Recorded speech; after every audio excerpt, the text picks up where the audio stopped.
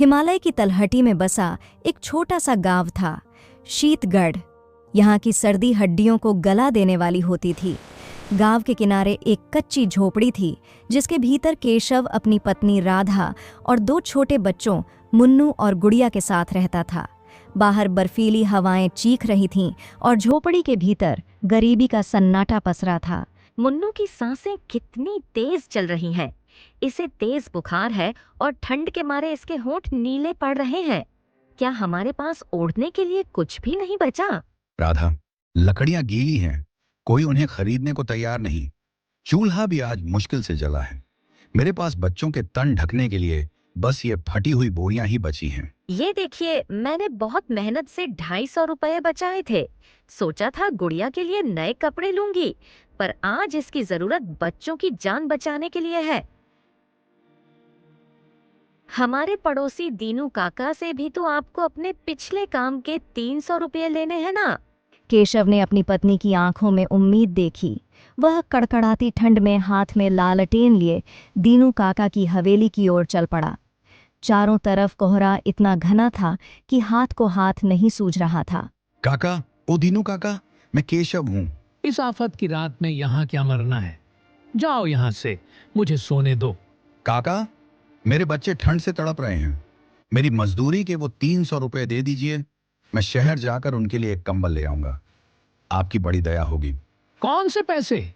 इस मंदी के द्वार में मेरे पास खुद खाने को पैसे नहीं है। अगले महीने आना।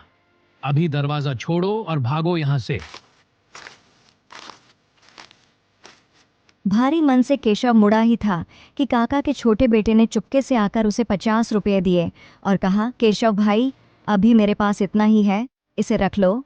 अब केशव के पास कुल 300 रुपये थे। वह रातों रात पैदल चलकर चंदनपुर शहर पहुंचा। वहां सेठ करोड़ीमल की बड़ी दुकान थी, जहां रंग बिरंगे ऊनी कंबल सजे थे। सेठ जी, ये पीला वाला कंबल कितने का है? 600 रुपए। एक ढेला कम नहीं होगा। सेठ जी, मेरे पास सिर्फ 300 हैं। मेरे बच्चे बीमार हैं, उनकी जान जा सकती है। मैं आपके यहाँ मुफ्त में लकड़ियां पहुंचा दूंगा। बस ये कंबल दे दीजिए। मुफ्त की लकड़ियां? अरे जा, अपनी औकात देख। 300 में कंबल नहीं, सिर्फ टाट का टुकड़ा मिलता है। वह मेरा दिमाग खराब मत कर, हट यहाँ से। केशव का स्वाभिमान पैरों तले रौंद दिया गया था। वह रोते हुए वापस लौट रहा था। जंगल के मोड़ पर उसने देखा कि एक बूढ़ा आदमी बर्फ पर पड़ा छटपटा रहा था। उसके पास न आग थी, न तन पर कपड़ा। बाबा, आप यहाँ इस हाल में? कोई है यहाँ? बेटा, बहुत जोर से भूख लगी है, बहुत ठंड है।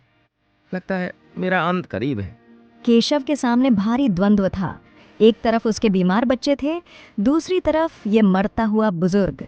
केशव ने सोचा, मेरे बच्चे घर के अंदर तो हैं, पर ये बाबा तो खुले आसमान के नीचे दम तोड़ देंगे। बाबा, ये लीजिए 300 रुपए।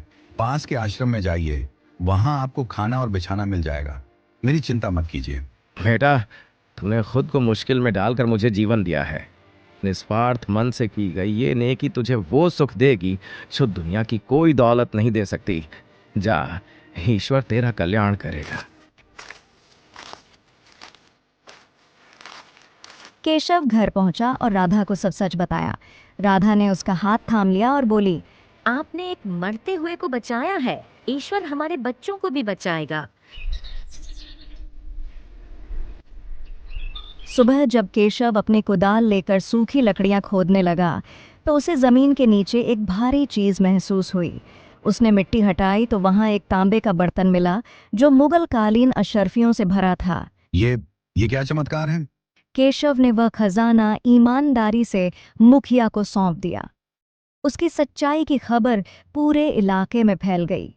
राजा के दरबार से केशव को उसकी ईमानदारी और उस रात की दयालुता के लिए बड़ा पुरस्कार मिला।